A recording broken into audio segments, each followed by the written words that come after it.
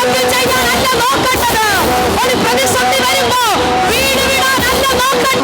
നോക്കിക്കേ, 3 ചെറുപ്പക്കാര്, ആ ദേശത്ത് ഒത്തിരി ചെറുപ്പക്കാര് ഞങ്ങൾ ആരാധിക്കത്തില്ലെന്ന് പറഞ്ഞ് മാറിപ്പോയപ്പോ, ഞങ്ങൾ പ്രാർത്ഥിക്കത്തില്ലെന്ന് പറഞ്ഞ് മാറിപ്പോയപ്പോ 3 ചെറുപ്പക്കാര് പറഞ്ഞു, ഞങ്ങൾ ജീവനുള്ള ദൈവത്തെ ആരാധിക്കും.